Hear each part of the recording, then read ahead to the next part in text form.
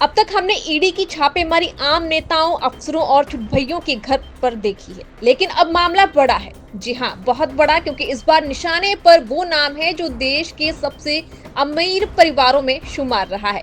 जी हाँ, इस बार छापा जरूर पड़ा है, लेकिन अंबानी पर। दिल्ली से लेकर मुंबई तक 35 से ज्यादा ठिकानों पर बड़ी कार्रवाई हो रही है। 3000 करोड़ का लोन घोटाला, दस्तावेजों से छेड़छाड़ और फर्जी कंपनियों के जरिए भारी मनी लॉन्ड्रिंग। क्या अब अंबानी भी नहीं बचेंगे? सवाल ये है, क्या ईडी की ये कार्रवाई देश के सबसे हाई प्रोफाइल मामले में से एक साबित होने जा रही है? आज की इस रिपोर्ट में हम आपको बताएंगे कि आखिर अनिल अंबानी पर शिकंजा क्यों कसता जा रहा है और कौन कौन हो सकता है इस खेल में शामिल।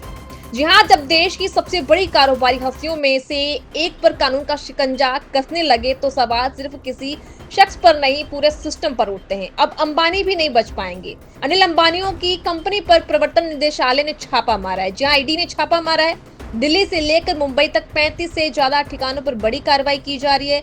ईडी को जांच में मिले हैं 3000 करोड़ रुपए के लोन घोटाले के सबूत, झूठे दस्तावेज, फर्जी कंपनियां और पैसों का भारी हेरफेर है जो बताया जा रहा है।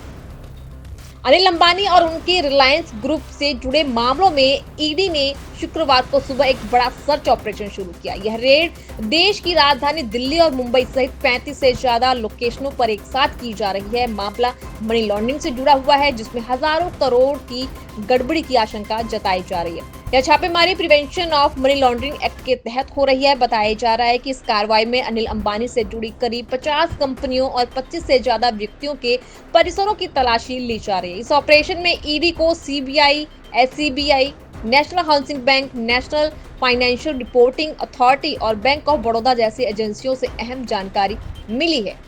सीबीआई के एफआईआर के बाद पूरा घोटाला, उसमें क्या कुछ सामने आया है। ईडी की कार्रवाई की शुरुआत उस वक्त हुई जब सीबीआई ने 2 अलग-अलग एफआईआर दर्ज की। ये केस रागा कंपनी से जुड़े हैं, जो रिलायंस अनिल अंबानी ग्रुप की इकाइयां हैं।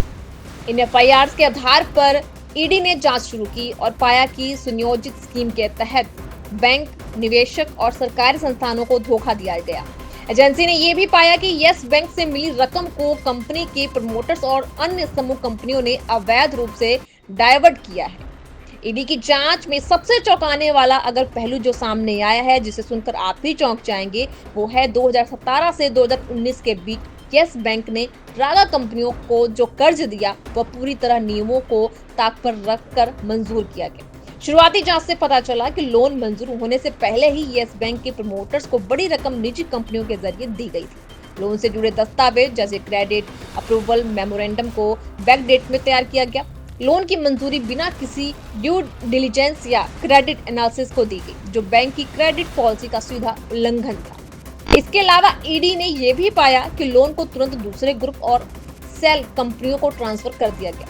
लोन उन्हीं कंपनियों को दिया गया जिनके पास कमजोर वित्तीय स्थिति थी, जिनका पता एक जैसा था, जिनके डायरेक्टर एक ही थे। कुछ मामलों में आवेदन और मंजूरी की तारीख एक ही पाई गई या लोन मंजूरी से पहले ही रकम ट्रांसफर कर दी गई। सेबी ने इस मामले में आरएचएफएल को लेकर कई अहम जानकारी ईडी के साथ साझी की है। रिलायंस होम फाइनेंस लिमिटेड को लेकर अहम जानकारियां जो है वो ईडी के साथ साझी की सारी। सेबी की रिपोर्ट में बताया गया कि 2017 से 18 में रिलायंस होम फाइनेंस लिमिटेड ने जहां करोड़ों रुपए के कॉर्पोरेट लोन लिए थे, वहीं 2018 और 19 में यह रकम बढ़कर लगभग उससे डबल हो गई। इस दौरान कंपनी ने लोन देने के सभी नियमों को नजरअंदाज किया, तेजी से अप्रूवल दिए गए, जरूरी दस्तावेज नहीं जुटाए गए और कई बार कंपनियों की आर्थिक स्थिति की जांच किए बिना भारी भरकम रकम ट्रांसफर कर दी गई। इन लोन का बड़ा हिस्सा बाद में प्रमोटर ग्रुप की कंपनियों में डायवर्ट किया गया, जिससे बड़े पैमाने पर वित्तीय अनियमितता हुई।